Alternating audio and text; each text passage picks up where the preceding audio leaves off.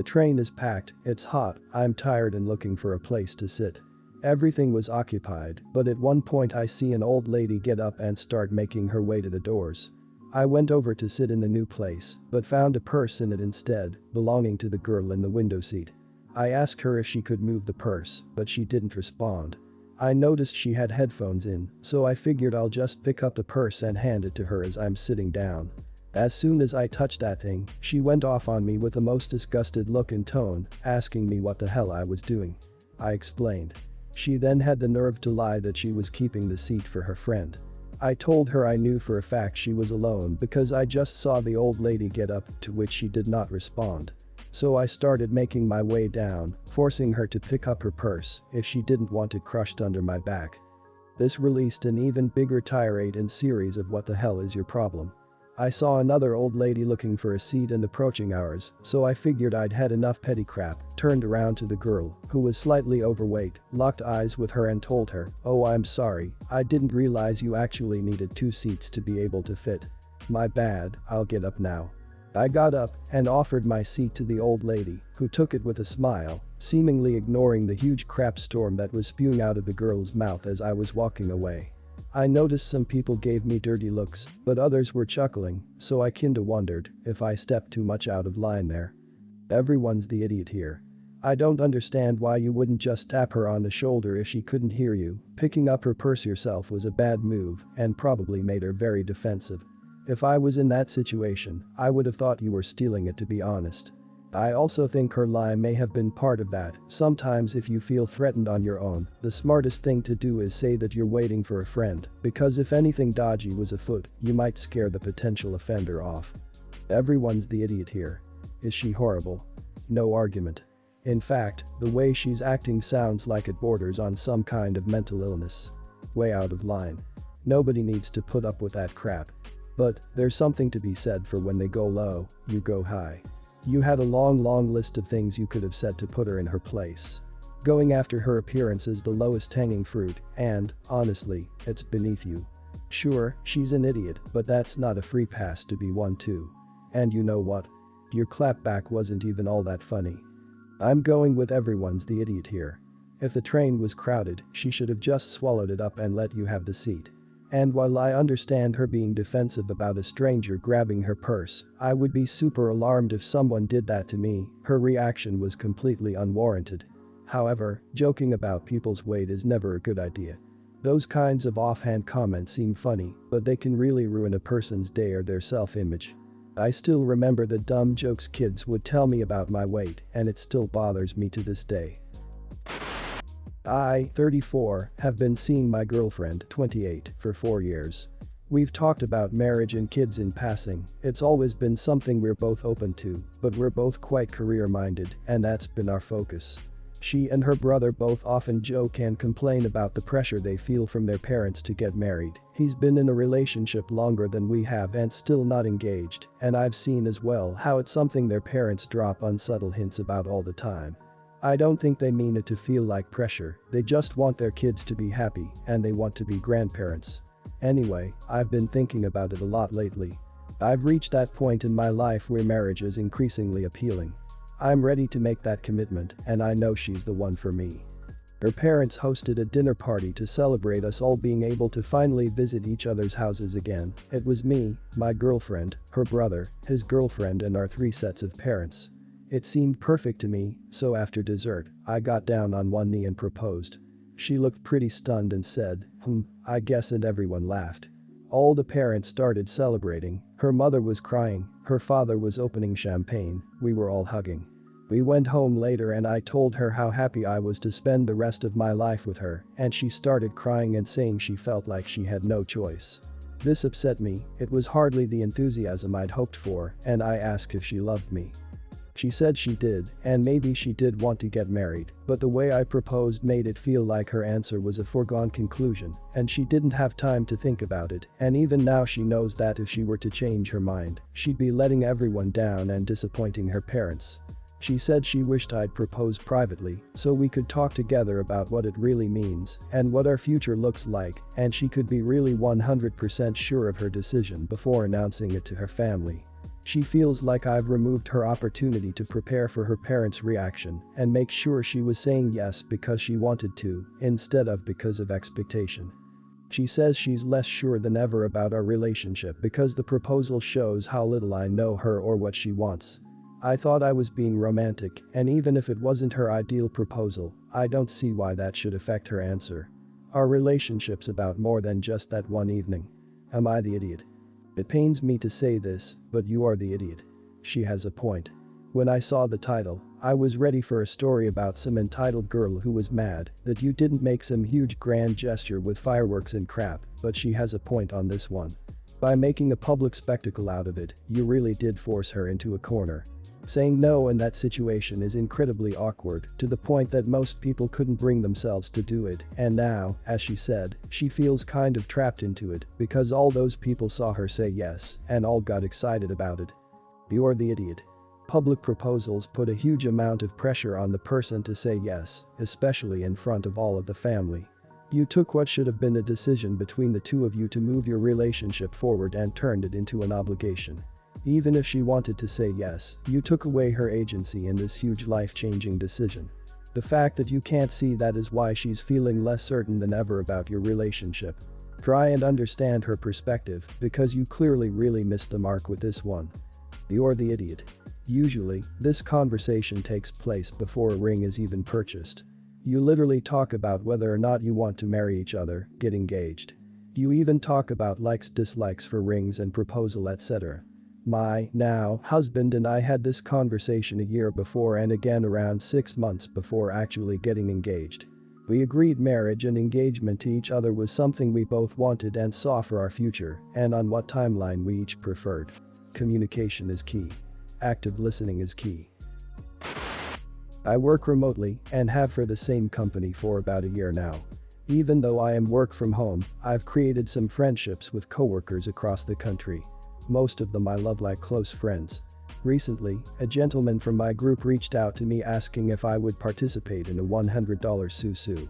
For those of you that aren't aware, it's an easy way to use a community of people to fund a pot for a set amount of months, and each month someone in the community gets it. They are legal, and there are escrow accounts that make the process quite transparent.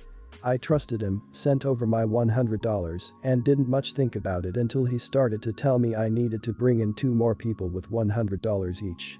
I became confused, as this is not how susu typically works. To find out, those 2 people would need to bring in 2 people each as well for me to get paid out. It rapidly dawned on me that this is not a susu. I quickly told my coworker I was no longer interested in participating. He told me that my money had now been sent to the group holder and I would not be able to get it back until I had my other people come in and they had theirs come in. By now, you can all see that this was just a misrepresentation of the entire scheme in order to place me at some level of a pyramid scheme. I am no longer worried about the money, but I am now being harassed daily by my coworker to find more people with money for this thing. I've made it very clear several times I am not interested, keep the money, I'm not playing this bizarre, exploitative game. At this point, I am ready to go to my boss because he simply will not stop bugging me about this thing. I don't want him to lose his job, but I'm also disgusted he would expose me to this. Am I the idiot for going to my boss? Not the idiot. I've had folks try to get me into this new age susu going on. My Caribbean family has been doing these for as long as I remember, but it worked totally differently. You put the money in and each person got a payout in a certain month or week. It seems like the 2020 versions require that you bring in 2 people and they bring in 2 people and so on and so forth. I think it puts a huge amount of stress and pressure to convince folks to get in the pot. I'm all for the old way, but have been steering clear of the newer one. Not the idiot, of course. I'm guessing that he's being so insistent because he probably has other participants hounding him for when they're going to get their money too. He probably feels a teeny tiny bit like what Bernie Madoff felt when the Ponzi scheme started collapsing. Madoff, too, was making increasingly panicked calls to investors towards the end. As for I don't want him to lose his job, that's not your call. It's the company's. And if he does lose his job over this, he brought this all on himself.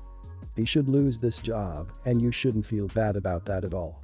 If someone is preying on everyone else in the company to trick them all and steal from them, how can that criminal be allowed to stay at the company as a respected employee?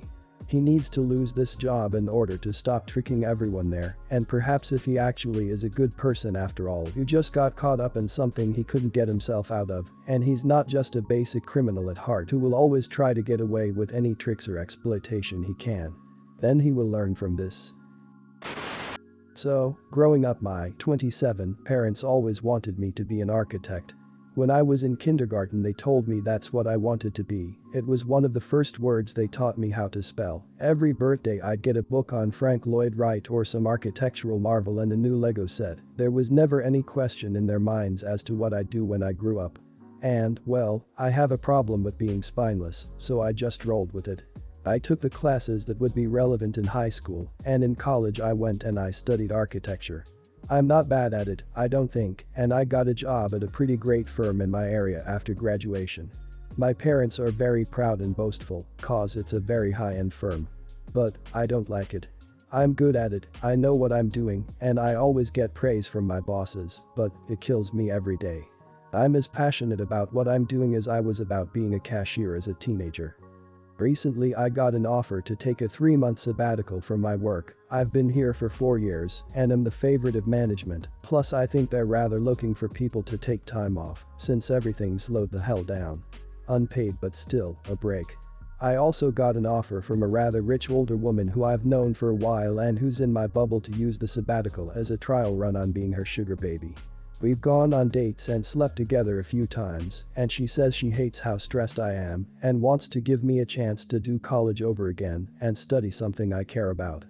I have the savings to do this, and I like and trust her, that's not the problem.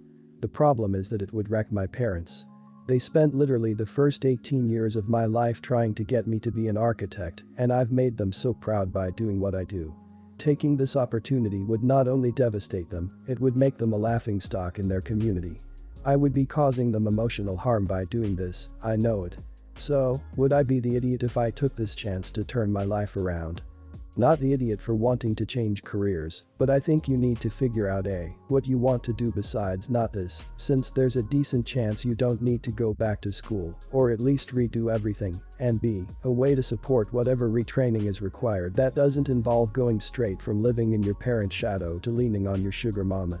I know you say you trust her, but it sounds like you need to get used to being on your own 2 feet and living your own life more than even the job change.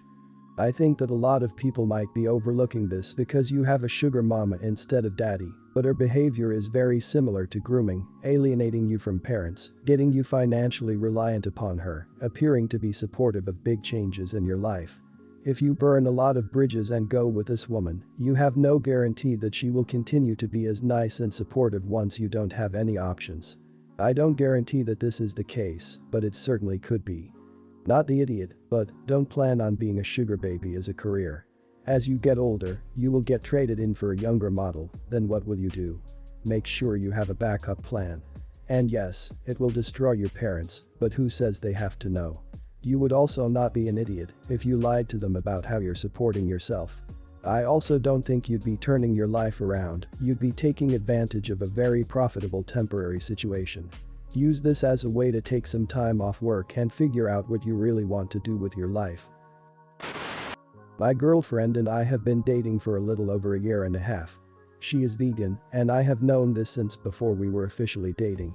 I've never had an issue with this. She's a great girl and hasn't tried too much to push her vegan ideals and stuff to me.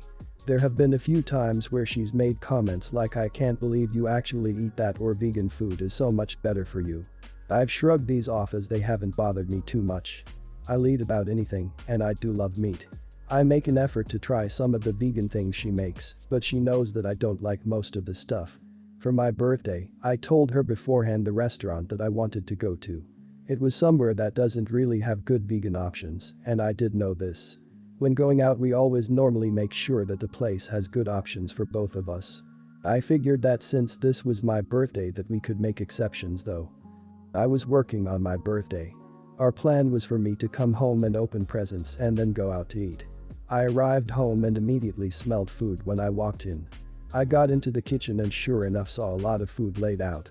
I said, "Did you decide to cook yourself dinner?" She said, "No silly, this is all for you, happy birthday." I tried my best to look enthused, but I know that I had to look really disappointed. The food honestly looked terrible to me.